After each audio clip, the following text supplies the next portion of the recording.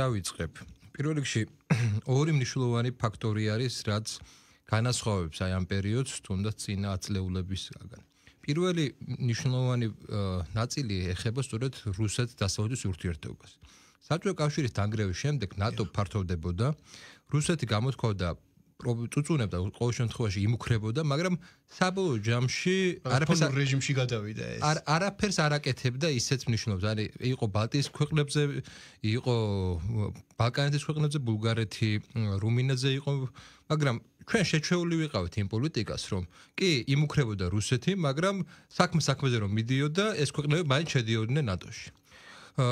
პუტინის დროს უკვე რუსეთმა წითელი ხაზები გაავლო, ეს წითელი ხაზი ეხება სამწუხაროდ, ჩვენ და სამწუხაროდ საქართველოსაც, მაგრამ პირველ რიგში უკრაინას. და ჩვენ ხედავთ, რომ კლასიკური სქემა თავიდან კლასიკური სქემა სადა, ხო?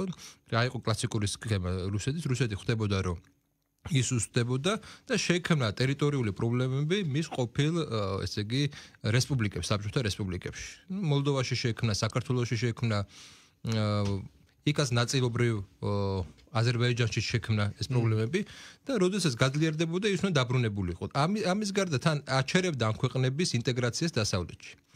და უკრაინაში პირველ ეტაპზე ეს კარტი გაითამაშა. ხო, ის რაც აქ ჰქონდა ზემოქმედების პოლიტიკური ბერკეტად, იგივე გაითამაშა, მაგრამ ჯერ ყირიმის ანექსია იყო, შემდეგ ლუგანსკი და დონეცკი და ყველას ეგონა რომ ნუ დაახლოებით ეგეც გაყინავდა კონფლიქტს, ტერიტორიულ პრობლემებს შექმნიდა და ეს ხელშეუხლიდა ინტეგრაციას.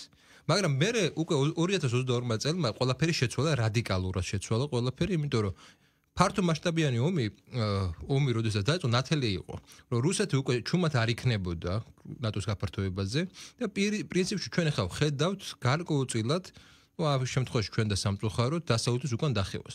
ეს უკან დახევა ნიშნავს არა იმას, რომ ეხლა მაგალითად ეს უკან იხევს იმ გაგებით, რომ ის მარცხდება, არამედ ის პოლიტიკა, რაც იყო ნატოს გაფართოების პოლიტიკა, ეხლა აშკარად შეჩერებულია, ევროკავშირის გაფართოებას 2030 წლამდე გამოცხადებულია, რომ შეჩერებულია და ეს არის უკვე იმის ნიშანი, რომ რუსეთმა გარკვეულწილად მიაღწია თავის მკვეთრი სიგნალი მისცა უკვე და ის რომ ეხლა პუტინი საუბრობს, ტრამპიც საუბრობს იმაზე, რომ მშვიდობა უნდა დამყარდეს, მშვიდობის ერთ-ერთი ნაწილი არის ის, რომ რუსებმა უნდა მიიღონ გარანტიები იმ დარჩენილ უკრაინაზე, რომ ის არ შევა ნატოში.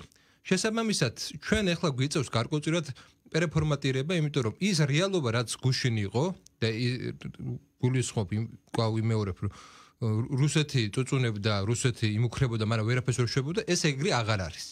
ანუ რეალური საფრთხეები დადგა. და ამის გარდა ჩვენ დავინახეთ, რომ აღარ არის ის უსაფრთხოების გარანტია, რაც მაგალითად ბალტიისპირეთის ქვეყნებს ჰქონდათ იმ შემთხვევაში, თუ რუსეთი რაღაცას მოიმოქმედებდა, ბალკანეთის ქვეყნებს ჰქონდათ იმ შემთხვევაში, თუ რუსეთი რამეს მოიმოქმედებდა.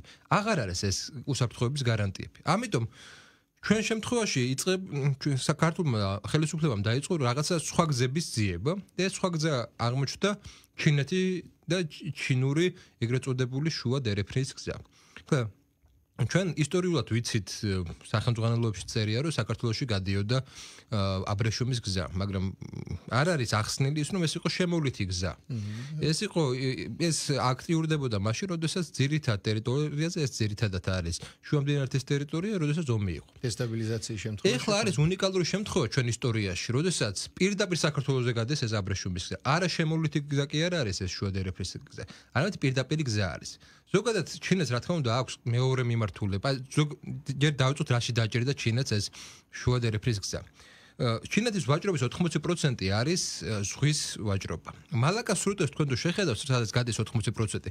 კონტროლი მისი არის. ირგვლივ ეს არის ამერიკული ბაზებით არის მოცული. ამერიკულ ბაზებს შეუძლიათ ეს იაფი სხვა საბაჟო პოლიტიკის, გადასახადო პოლიტიკით ის ჩინური იაფი პროდუქცია გაუზარდონ ფასები. ამიტომ და მოწყვლადია ამ შემთხვევაში ჩინეთი საზღვაო ვაჭრობით. ამიტომ ჩინეთის მთელი სტრატეგია არის აგებული, ხმელეთზე გადაიტანოს ეს ვაჭრობა. უკვე ჩინეთმა თვითონ ქვეყნის შიგნით ყველაზე სწრაფი სარკინიგზო გზა მატარებლები უკვე აქვს და ცდილობს რომ მთლიანად აი ეს ევროპამდე მისასვლელი გზა შეიძლება სჭირდება ევროპასთან ვაჭრობა. ერთადერთი ჰარტლენდის სივრციდან გაჭრას ბოლო-ბოლო სახმელეთო გზა. არის ორი მიმართულება. ერთი არის ტრანსსიბირიული მიმართულება. ტრანსსიბირიული მიმართულება საბოლოოდ მიდის პეტერბურგამდე და ბალტიის ზღვით უნდა ივაჭროს. მაგრამ აქ არის ერთი მნიშვნელოვანი პრობლემა. ბალტიის ზღვა ზამთარში იყინება. ამიტომ საჭიროა ისეთი ტანკერები, რომლებიც სპეციფიური ტანკერები, რომელიც პროდუქტის ფასს ზრდის. არის მეორე გზა. მეორე გზა არის ყაზახეთამდე, ყაზახეთიდან კასპიის ზღვით ჩამოდის და აზერბაიჯანს უერთდება, აზერბაიჯანიდან უკვე საქართველოში ანაკლია სწორედ ეს არის, მიდის უკვე ევროპაში.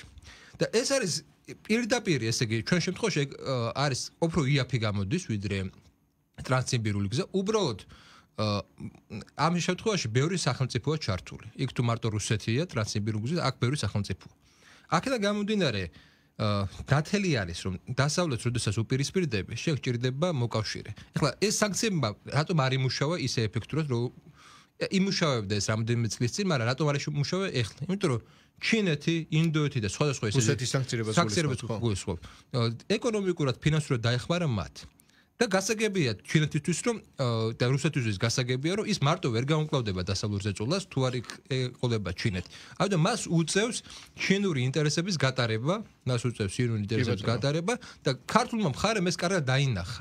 ქართულმა მხარემ დაინახა რომ ჩვენ უსაფრთხოების რეალური გარანტია არის ის რომ რუსეთმა გაუწიოს ამ შუადერეფნის პროექტს, იმიტომ რომ სხვადასხვა უნდა ითქვას რომ შუადერეფნის პროექტი რუსეთს აზარალებს, იმიტომ რომ ეს არის მეორე გზა, სადაც რუსეთის გვერდის ავლით ხდება ვაჭრობა. აქედან გამომდინარე, რუსეთს უწევს ჩინური თამაშის წესებით თამაში. სხვა გზა ამოცემულობაში. ნუ ეხლა ისაც გასაგებია რომ არსებობს იმის ალბათობა რომ დასავლეთსა და რუსეთს შორის თანხმობა იქნება და იქ თანხმობა შეიძლება საქართველოს თქვათ კარგი არ აღმოჩნდეს. ესე ვთქვათ რა. იმიტომ რომ ეს შეიძლება გამეორდეს 21 წელი, როდესაც ბრიტანეთსა და საბჭოთა კავშირის შორის თანხმობა მოხდა საქართველოს და პატარა სახელმწიფოების ხარჯზე. მაგრამ ეს შუადერეფანი არის ერთადერთი მნიშვნელოვანი არამატო გარანტი უსაფრთხოების, არამედ ჩვენი ეკონომიკური განვითარების. 110 მილიონი ტონა წელიწადში უნდა გავიდეს კავკასიაზე. 110 მილიონი ტონა, აი ბალტიის ზღვაზე არის წელიწადში გადის 120 მილიონი ტონა. რაც საკმაოდ სერიოზულია. ბალტიის ზღვაზე მინდა შევახსენო, ეს არის შვედეთი, ეს არის დანია, ეს არის გერმანია, პოლონეთი, ბალტიის და ევროპის და რუსეთი, ხო. ეს შესაბამისად თლაც აი ესეთი მოცულობის გავად კავკასიაზე. მე არ ვამბობ საქართველოში, მე ვამბობ კავკასიაზე. ეს საკმაოდ დიდი სიმდიდრეა. აქ შემოდის საკმაოდ დიდი ფინანსები, საკმაოდ დიდი ინვესტიციები და ასე შემდეგ და ასე შემდეგ, რაც განვითარების პერსპექტივას გაძლევს. და გასაგებია რომ აი ამ სიტუაციაში ერთი მხრივ ამერიკა არ იქნება დაინტერესებული, იმიტომ რომ ამერიკის თავარი კოზირი ეს არის ზღვაზე ვაჭრობის კონტროლი. ყოველთვის ეს იყო.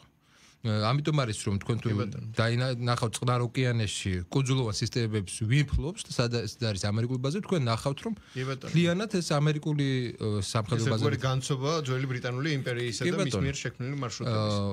აქედან გამომდინარე, საქართველოს ეხლა ამ ეტაპზე მონახა უსაფრთხოების აი ეს გზა და მეორე მხრივ ჩვენ ახლა კარგად უნდა გვესმოდეს რომ ევროპელებს ახლა არ შეუძლიათ რიტორიკის შეცვლა რუსეთთან მიმართებაში. მაგრამ თუ ეგ ევროპელებს აქვთ ზურგი ნატოს სახით და მათ შეუძლიათ რომ ესეთი კატეგორიები იყვნენ რუსეთთან მიმართებაში, საქართველოს არ აქვს ესეთი ზურგი. საქართველოს არც ის უსაფრთხოების გარანტიები არ აქვს. თუნდაც ინდივიდუალური ხო შეიძლება ამერიკას საქართველოს სტრატეგიული ხაჭეკრულება, სამხედრო სტრატეგიული ურთიერთდახმარება, რაღაც ესეთი დოკუმენტის რო ყოფილიყო, მაშინ კიდე შეიძლება ფიქრი ეგეთ კონფრონტაციაზე რუსეთთან, მაგრამ შეუძლებელია ამ რეალობაში შენ იყო რადიკალური იმ დროს, როდესაც რუსეთი აღარ უწევს საერთაშორისო სამართალს არანაირ ანგარიშს. ბატონო, ესეც ისტორიის ნაწილი ახლა აგერ იყო გუშინ 2008 შორეული წარსული არ არის, როდესაც ჩვენ მსგავსი რამ გავიარეთ და 10%-ის პრინციპში არ მიგვიღია იმ დახმარებისა, რასაც დღეს უკრაინა ღებულობს. იცით რა არის განსხვავება, რა თქმა უნდა ძალიან დიდია. ძალიან დიდია. პირველ რიგში ის რომ აი ესაც უნდა თქვათ 2008 წელს ძირითადად დაადანაშაულოს რუსეთი ძალის გადამეტებაში. ხო? ეს იყო ძირითადად, იმიტომ რომ ჩვენ არ მოუხსენით რუსეთს სამშვიდობოების მანდატი. ქართულმა პარლამენტმა არ მოუხსნა რუსულ მხარეს სამშვიდობოების მანდატი. და მან გაეროს იმით მოქმედა. ერთადერთი რედიტის ეხა რასარგებელია ეს იურიდიული სარგებელია მხოლოდ და მხოლოდ. ეს იყო როდესაც რუსები შემოვიდნენ გასცემ კონფლიქტის ზონას. პრობლემა სხვანაირად წამოვწიეთ მსოფლიო დონეზე, მაგრამ მოცემულობა სხვა მივიღეთ. ამის გარდა უნდა ითქვას ერთი რაღაცა, რომ ჩვენი პოლიტიკა თუ არ იქნება გასაგების ქართულ მოსახლეობას, არა გასაგები, მოდი ვაღიაროთ, რომ ქართულ ხელისუფლებას უწევს ექსტრემალურ სიტუაციაში მოქმედება და ახსნა განმარტებები მოსახლეობასთან არ არის ისეთი მკაფიო და ამიტომ ის შიშები, რომ ევროკავშირის წვდებით, ევროკავშირი დასავლეთ ცივილიზაციას წვდებით, ეს შიშები იზრდება და იზრდება, ხო? ბატონო ნუკრე, კონსტრუქცია როგორც თვითონ შემოგთავაზეთ კითხვის სახით თქვენ შეატრიალეთ და მოყვებით გისმენთ. მაშინ აი ამ ნაწილში ყველაზე მნიშვნელოვანი თქვენ ახლა დახატეთ გლობალურ ჭრილში რა მოცემულობა და ამ მოცემულობაში ტურბულენტურ რეჟიმში როგორ გვიწევს მოქმედება. ხო? და ახლა ახსენეთ ყველაზე მნიშვნელოვანი, რომ კითხვა როგორც დაისვა, რომ შორდებით ევროკავშირს, არ შორდებით ევროკავშირს, აზია, ამერიკის შეერთებული შტატებია. სოციალურ ნაწილში პოლიტიკა ერთია და სოციალური მიმღებლობა და მოცემულობა რაში ცხოვრობ მეორეა, ხო? ჩვენ ვიხილეთ ის პროცესები, რასაც ვხედავთ და მეორეს მხრივ არის ის მოცემულობა, რის გამოც ჩვენ რაღაცა ხმამაღალ გეოპოლიტიკურ თამაშებში შევედით. როგორ ფიქრობთ, რა რესურსი არსებობს იმისა, რომ ეს ყველაფერი გახდეს აღქმადი და ზოგადად საზოგადოებისთვის კვეთრად ნათელი იყოს მოცემულობა და არ იყოს მხოლოდ პოლიტიკური ისტაბლიშმენტისთვის, რომელიც ამას სხვა პლანში ხედავს. მესმის, რომ ყველა ერთნაირად ვერ ვიმსჯელებთ სხვადასხვა მოცემულობიდან და ჭრილიდან და პლანიდან, მაგრამ რა არის ის უნივერსალური, რომელიც ყველას დაანახებს რეალურად სიმწვავეს პრობლემისას? იცით რა არის, აქ ჩვენ და სამწუხაროდ ორი პრობლემა არის. ერთი ის, რომ ხელისუფლება როდესაც გარკვეულწილად ეს ექსტრემალურ მდგომარეობაში რაღაც განცხადებებს აკეთებს და სტრატეგიებს ცვლის, საინფორმაციო მოდი ესეთი მხარდაჭერა არ არის ისეთი მძლავრი, როგორიც უნდა იყოს. ამას ჭირდებოდა ისე განცხადებაც, რაც გააკეთა კობახიძემ, ესე იგი, მოლაპარაკებების შეწყვეტასთან დაკავშირებით, ხო? არ იყო ახსნილი. ჩვენ საზოგადოებამ სხვანაირად გაიგო. მე კი მოყვა ამას ახსნა განმარტებები, მაგრამ საჭირო იყო პირიქით, ჯერ უნდა ყოფილიყო ახსნა განმარტებები. და მე რომ უნდა ყოფილიყო ეს ნაბიჯი გადადგმული. ანუ ხდება ეგ ხშირია ხოლმე, როდესაც ხელისუფლება ვერ ითვალისწინებს ერთ რაღაცას. როგორ შეიძლება მისი გამონათქვამი ინტერპრეტირდეს ძალიან ცუდად მის წინააღმდეგ. და რეალურად ეს პრობლემები გამოწვეულია სწორედ იმით, რომ სტრატეგიული კომუნიკაცია, მოდი ესე თუ დავარქვათ, სტრატეგიული კომუნიკაცია ხელისუფლებაზე საზოგადოებას შორის ჩავარდა და ამით ისარგებლა ოპოზიცია. ამ შემთხვევაში იმ ოპოზიცია, რომელსაც უნდოდა საკუთარი რაღაცა პიარისტული და უფრო დიდი გამოსვლება აქვს ოპოზიციას. კი ბატონო.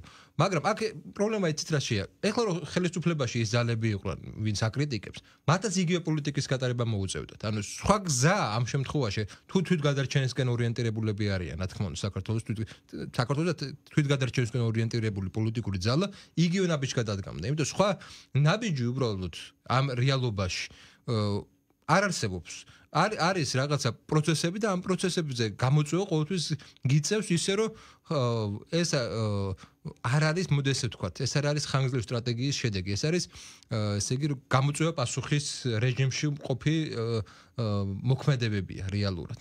აქედან გამომდინარე ძალიან რთული არის იმაზე საუბარი, ეხლა როგორ უნდა მოქცეულიყო, ეხლა პოსტფაქტუმია, მაგრამ ეს გამოცდილება რაღაცნაირად უნდა ითარგმნოს მომავალში გადადგმულ ნაბიჯებზე. მე ვფიქრობ, რომ არ იქნება ცუდი თუ კი ხელისუფლების წარმომადგენლები, დეპუტატები, პოლიტიკოსები ხშირად გახსნიან ჯერ საუნივერსიტეტო სივრცეს, მივლენ იქ აკადემიურ სივრცეზე განსაკუთრებით სტუდენტებთან, ilaparakeben, აუხსნიან, იქნება დისკუსიები. იყოს ეგ თვეში ორჯერ, სამჯერ, მაგრამ იყოს ესეთი დიალოგის რეჟიმი. ღია იყოს, ხო? იყოს სატელევიზიო გამოსვლები ერთი მომენტია, მაგრამ ჯობია მაინც ცოცხალი ურთიერთობა. ჩვენ ხედავთ ძირითადად რომ აქტიურობს ახალგაზრდობა, ხო? და რატომ არ უნდა იყოს ეს სივრცე გახსნილი? ძალიან ბევრი ფორმატია, რომლის მოფიქრებაც ხელისუფლება შეუულია. ანუ მოდი ესე ვთქვათ, ის კრიზისი, რაც სტრატეგიულ კომუნიკაციებში არის ეს ხელისუფლების მხრიდან, ხო? ეს კრიზისი გადალახვადია. თუ ამას მოინდომებს, თუ პოლიტიკური ნება იქნება ამის. მაგრამ ჩვენთან არის ესეთი მნიშვნელოვანი პრობლემა და ეს ზოგადად პოლიტიკურ კლასს ეხება, არა მარტო ერთ მხარეს, არამედ მთლიანად, რომ ყველა პოლიტიკური ძალა ჩაიკეტა საკუთარ რაღაცა სივრცეში, არ ვიცი, ბაბლი დავარქვა, რა დავარქვა, არ ვიცი, ყველა საკუთარ ტელევიზიაში არის, ერთმანეთთან არ მიდიან დიალოგი, აი, ზოგადად ადრე ხო გვახსოვს ყველას, რომ იყო ესეთი ток-შოუები, პოლიტიკური ток-შოუები, მოდიოდა ოპოზიცია, ეს წარმომადგენელი და მოდიოდა პოზიციის წარმომადგენელი და იყო დებატები. დებატები გამხრალია სატელევიზიო სივრციდან. აღარ არის ესეთი დებატების კულტურა, ხო? და ეს არის ძალიან დიდი პრობლემა და ეს ქმნის სწორედ იმ გაუგებრობას, რაც მე აქედან მომდინარეობს და ეხლა ეს მდგომარეობა რაც ეხლა არის, ხო? მოითხოვს არა მარტო იმას, რომ შენ უმრავლესობა გიჭერდებს ხარს, არამედ მოითხოვს მთლიან საზოგადოების ინფორმირებულობას და მინიმუმ შეიძლება არ დაგეთანხმოს ვიღაცები, მაგრამ შენი პოზიცია გაგებული იყოს. გაგებული იყოს.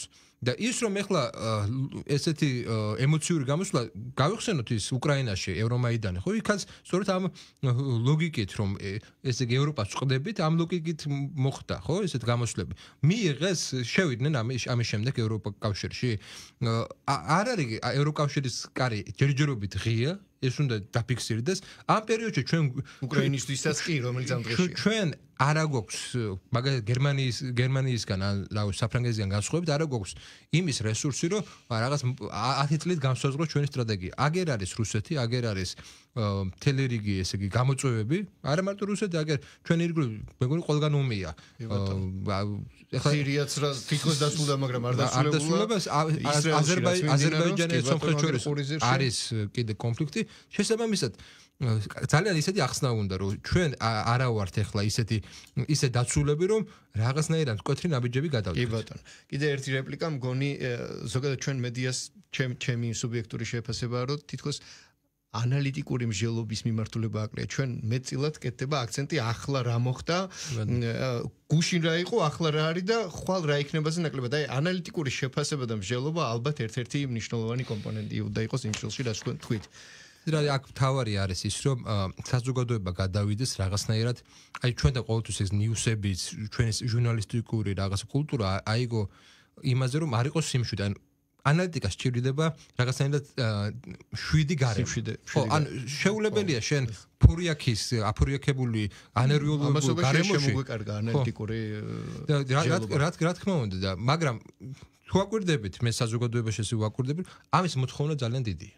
ანუ ჟურნალისტები აბსოლუტურად სხვა რაღაცას ქმნიან და მოთხოვნა საზოგადოება ანუ ბადრის პრინციპი არ მოქმედებს აქ. ცოტა თემას რო არ გავსწრეთ, ახლა დაუბრუნდეთ ამ მოცემულობას. ჩვენი დიალოგის აი დასკვნით ნაწილში პრინციპში საერთოდ როც იწურება. თქვენ საინტერესოდ განმარტეთ ის გეოპოლიტიკური რესტრუქტურიზაცია ალბათ, რასაც ახლა ადგილი აქვს, ხო? იცვლება აბსოლუტურად, თუმცა მოცემულობა ერთია, რაც ამდენი საუკუნის განმავლობაში არსებობს. ჰარტლენდი და ოკეანის ქვეყნები. მათი ინტერესები და ახლა დომინაცია საით გადავა. თუ საერთოდ არ გადავა და ისე დარჩება როგორც იყო. მაგრამ ამას ყველაფერს ძრო აჩერებს. აჩვენებს და ჩვენ ვიყავით აქამდე ასეთ მოცემულობაში. პოლიტიკური სიმძიმის გეოპოლიტიკური ცენტრი ჩრდილოეთისკენ მოსკოვი, დასავლეთისკენ ამერიკის შეერთებული შტატები, ევროპა. ახლა ეს ეკონომიკური შესაძლებლობა, რომელიც ჩვენი სატრანზიტო ღირებულების ამაღლებასა და მნიშვნელობის გამძაფრებას გულისხმობს, იძლევა იმის შესაძლებლობას, რომ პერსპექტივაში კიდევ ერთი დომინატორი დიდ პოლიტიკურ თამაში პეკინის სახით შემოვიდეს. უკვე შემოსულია. რაც ჩვენთვის არის ჩვენთვის მომგებიანია და თქვენ აქ ახსენეთ სხვადასხვა ქვეყნის ინტერესი. კითხვა მიმყავს საით. 20 იანვარს არის ამერიკის შეერთებული შტატების ახალი პრეზიდენტის მანამდე ყოფილი პრეზიდენტის ინაუგურაცია და საინტერესო გზავნილი იყო რომ მოწვევა გაეგზავნა ჩინეთის პირველ პირს, რომელმაც თქვა რომ არ ჩადის, მაგრამ აქ არ ყოფილა ისეთი განცხადება, საინტერესო იყო დონალდ ტრამპისგან, ჩემი მეგობარია და როცა დავიწყებთ ხელახლა ამ პოზიციაზე ვიქნები, ისევ განვაგრძობთ ურთიერთობას. იმედის მომცემია ასე ვთქვათ, მაგრამ ფაქტია რომ ეს არ იქნება იავარდით მოფენილი კომუნიკაცია, იმიტომ რომ ის ამბობს რომ სხვა ინტერესები აქვს და უნდა გაამკვეთროს ამერიკის დომინაციის მექანიზმები, თუმცა ჩინეთს სხვა სტილი აქვს და ამ სტილის შესაბამისად ეკონომიკური თვალსაზრისით დომინანტი ხდება როგორი დონის. კითხვა, ამერიკის შეერთებული შტატების და ტრამპის პოლიტიკის გათვალისწინებით, რომელიც ჩვენ ვიხილეთ, რუსეთ-ჩინეთის ურთიერთობა ამ მოცემულობიდან გასაგებია იძულებით მოსკოვი რაღაცებს კონტექსტში მიყვება ჩინეთს. ევროპაც გასაგებია როგორ იქნება, მაგრამ ტრამპის სიტყვა გადამწყვეტია. აი ამ მოცემულობაში ჩვენ სივრცეში ჩინეთის შემოსვლის რა სივრცეს ხედავთ ამერიკის თანხმობით, ასე ვთქვათ, მოხერხდება ის, რომ გეოეკონომიკა ამ შემთხვევაში, ჩვენ შემთხვევაში გეოპოლიტიკაზე ცოტა მაღლა დადგება? ეს უკვე შემდგარი ფაქტია. ანუ იმ პროექტს, რანაკლის პროექტს სხვათა შორის ყველანაირი კრიტიკა იყო ევროკავშირის წარმომადგენლების მხრიდან, მაგრამ ანაკლიაზე არანაირი კრიტიკა ხმარ არის. ანუ ეს პროექტი ჭირდებათ ევროპელებს. ეს პროექტი ჭირდებათ ევროპელებს კარათესმის რომ მას ჭირდებათ ჩინეთი, ჩინეთს კარათესმის რომ მას ჭირდებათ ევროპა. და ჩვენ ხვდებით ხიდი აი ამ ორ სახელმწიფოს შორის. აქ არის ერთი მნიშვნელოვანი საკითხი. ტრამპის თავარი мотиваცია, რაც პრინციპში ბაიდენის мотиваციაც იყო, ჩვენ თუ დავაკვირდებით როგორი იმით მიდის მათი პოლიტიკა, ჩვენ ხედავთ რომ ბაიდენის დროს დაიწყო უკვე ჩიპების გადმოტანა ტაივანიდან, ესე იგი შეერთებულ შტატებში. ეხლა ჩვენ ხედავთ რომ ევროპული ინდუსტრიები მიდიან ამერიკაში და ჩვენ ხედავთ იმას რომ იმის მიუხედავად რომ ეხლა ჩვენ კარგად ხედავთ რომ ამერიკა კრიზისშია, ეს პოლიტიკა საბოლოო ჯამში მიიყვანს ამერიკას ისევ ინდუსტრიულ სახელმწიფოებად აქცევს კვლავ და მიიღავს კვლავ გაძლიერება. ეს 10 წლეული ამერიკისთვის ბევრი საუბრობს ამერიკის იმპერიის დაცემაზე და მე არ მჯერა ამის, მე მჯერა იმის რომ ეს არის გარკვეულწილად შესვენება იქამდე სამდე გაძლიერდებენ. უბრალოდ ვის ხარჯზე ხდება? ეს ხდება იმ სახელმწიფოების ხარჯზე ერთი მხრივ, რასაც ვეძახდით აზიურ ვებხვების სახელმწიფოებს, ეს პატარა სახელმწიფოებები, იქიდან გადადის ინდუსტრია აშკარად, ბრუნდება ინდუსტრიები შეერთებულ შტატებში და მეორე ევროპელების ხარჯზე. ევროპელების ხარჯზე Volkswagen-ი ტოვებს გერმანიას და ყველა საინტერესო აქ ჩანს რომ პირველი რასაც ურტყავს ეს დაპირისპირება რუსეთთან არის ევროპული ინდუსტრია, იმიტომ რომ ევროპული ინდუსტრია იაფ ენერგორესურსებიდან გამოწვეული ეხლა ეგ უკვე ცნობილია ინდოეთამდე მიდის რუსული ენერგორესურსები, იქიდან ამერიკელების ტანკერებით იტვირთება და კვლავ ევროპაში მიდის ორჯერ სამჯერ ძვირად. ინდური ნავთობის სახელი. ხო და აქედან გამომდინარე, ამერიკის სტრატეგია არის ძალიან გასაგები ჩემთვის. ამერიკის სტრატეგია არის ის, რომ ეს პოტენციალი, ანუ ვის ხარჯზე უნდა კვლავ გაძლიერდეს ამერიკა. გაძლიერდება აზიური ვებხვის სახელმწიფოების ხარჯზე და ევროპის ხარჯზე. და ამ პროცესში მისთვის სასიცოცხლოდ მნიშვნელოვანია ის რომ ესე იგი ერთი ის რომ აი ეს აკონტროლოს ამიტომ არ მჯერა რომ რეგიონიდან დასავლეთი გადის. აკონტროლოს ეს გზა, იმიტომ რომ ეს გზა აუცილებლად განხორციელდება. ამერიკას ურჩევნია ეს გზა იყოს საქართველოს, ვიდრე ეს გზა იყოს ირანზე. ამერიკას ურჩევნია რომ ისეთ სახელმწიფოები რომელიც ცივილიზაციურად, კულტურულად მასთან ახლოს არის და მიბმული არიან, უნდათ არ უნდათ ამ სახელმწიფოებს მასზე უფრო მეტი ბერკეტები ექნებათ, გავლენის ბერკეტები, ვიდრე სხვა სახელმწიფოებს. აქედან გამომდინარე, მე მგონია სტრატეგია არის ძალიან გასაგები. ეს არ იქნება წინააღმდეგი ამ გზის, ეს იქნება კონტროლი ამ გზაზე. აქედან გამომდინარე, ის პრობლემები, რაც სასამართლოზე არის, მე ეს მჯერა. სასამართლოს პრობლემა რა შემდგომარეობს? ეხლა სააკაშვილის დროსაც საშინელი იყო სასამართლო და ეხლა შეიძლება ბევრისთვის idеალური არაა, მაგრამ ჩვენ თუ რუმინეთის მაგალითს ავიღებთ, სადაც რუმინეთს მინდა შეგახსენოთ, რუმინეთში არის ამერიკული სამხედრო ბაზა და ფლოტი და სასამართლომ მიიღო გადაწყვეტილება, რომ გააუქმოს, ესე იგი, საპრეზიდენტო არჩევნების შედეგები, გააუქმა. ოპოზიციის გარკვეული ლიდერის პროტესტის კი მოყვა. და ესე იგი ეს რას ნიშნავს, რომ სასამართლო, რომელიც არავის მიერ არ არის არჩეული, პოლიტიკურ ცხოვრებას და ეკონომიკურ ცხოვრებას განსაზღვრავს. ეს სასამართლო ვისი იქნება, ამას ექნება ძალიან დიდი მნიშვნელობა. ამიტომ არის ზეწულა სწორედ იმ ინსტიტუტებზე საქართველოზე, რომელსაც შეუძლია აქ ჩინეთის შემოსვლის შემთხვევაში აკონტროლოს სიტუაცია. ანუ მოკლედ რომ ვთქვათ, იგივე ანაკლიის სპორტის შემთხვევაში ჩინური ინვესტიციის სახით ჩინეთის შემოსვლას შეიძლება დაეთანხმოს ტრამპი. რა თქმა უნდა. მე მგონია რომ ამაზე არ არის დღეს აქცენტი იქნება იმაზე, რომ აქ ეკონომიკურ ცხოვრებას, როდესაც დავები იქნება სასამართლომ უნდა გადაწყვეტოს. გავლენის ბერკეტების შენარჩუნება. და ეს უფრო ლოგიკური არის, ვიდრე ამას დაუპირისპირდა, იმიტომ რომ ამაში დაინტერესებული არიან ძალიან ბევრი სახელმწიფოები და ეს ავტომატურად უნდა ბევრი სახელმწიფოს საგარეო პოლიტიკურ ორიენტაციას შეცვლის. და იმისთვის რომ არ შეცვალოს და კონდეს გავლენები რა თქმა უნდა ჯობია შენ აკონტროლებდე ამ გზას ვიდრე და სხვა მააშენოს და შენ აკონტროლებდე გზას ვიდრე საერთოდ არ აშენდეს და ფულსაც არ დახარჯო და შეიძლება ეკონომიკური ხეირიც ნახო და მეორე მხრივ ინსტრუმენტადაც გამოიყენო ურთიერთობებში გეოპოლიტიკაში ჩვენთან არის ესეთი ძალიან მნიშვნელოვანი რაღაც საქართველოს თუ იძენს აი ესეთი მნიშვნელოვან როლს რა თქმა უნდა ხა ჩვენ უნდა გვესმოდეს რომ 100%-ით აი ამ კონტროლის მექანიზმები პატარა სახელმწიფოებს არ ექნებათ მაგრამ რაში ცვლით იგივე ეს 3+3-ის ფორმატი ხო საქართველოს არ უნდა გახსნას 3+3-ის ფორმატი იქამდე სანამდე აფხაზეთის საკითხი არ იქნება მოგვარებული. ანუ ამ ეს ფორმატი ერთი მხრივ უნდა დათანხმდე, მეორე მხრივ არ უნდა დათანხმდე იქამდე სანამდე ტერიტორიული მთლიანობა არ იქნება გარანტირებული, ხო?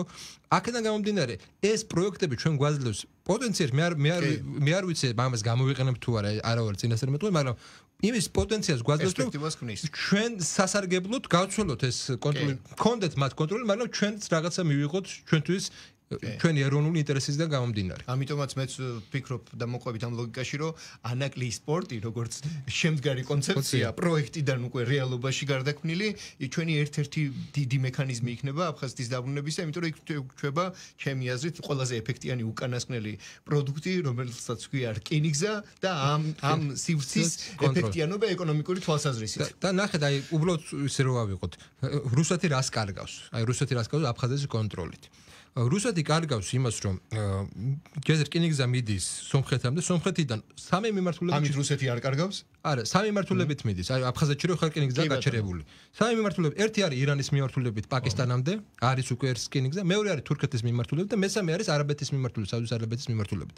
ანუ გეოპოლიტიკურად აფხაზეთის გამო რუსეთი კარგავს გასასვლელს. ახლა რას კარგავს იგულისხმობ? ხო, ახლა გასასვლელს კარგავს ინდოეთის ოკეანემდე, გასასვლელს კარგავს არაბეთის ნახევარკუნძულამდე და ნუ თურქეთამდე პირდაპირ. ასევე მოყვებით ამ ჟელობაში, რომ ამის გახსნით ის ამ ყველაფერს ხეირობს და ყველაზე მნიშვნელოვანი ჩვენ ახლა ამდენი ხანი რასაც ვსაუბრობდით, ეს იყო სავაჭრო გზის კლასიკური ევროპა-აზიის მიმართულება, მაგრამ ჩრდილოეთი და იგივე ჰარტლენდის ქვეყნები და ირანი და რუსეთის ეს დიდი ხნის ოცნება იყო ჯერ კიდე სპარსეთის იმპერიის პერიოდში, რომ ჩრდილოეთის სამხრეთის სავაჭრო გზა ყოფილიყო აქტიური და ჩვენ თუ ამ ორივე ამოქმედ და თუნდაც რაღაც დოზი ჩვენი ჭრილიდან და ამის გზაჯვარედინზე ჩვენ აღმოჩნდებით ეს იქნება ჩვენთვის ყველაზე დიდი გეოპოლიტიკური იყოს ეს რუსების ხელში ეს რკინიგზა აფხაზეთისა და ტერიტორიების სანაცვლოდ იყოს თუ ესეთი ვაჭრობა იქნება აი ესე უნდა დადგეს ჩემი აზრით საკითხი პირობითად როგორც ჩინეთი გააგრძელებს ოპერირებას თქვათ იგივე ანაკლეის სპორტში კი ბატონო ხო და ჩვენ ამიტომ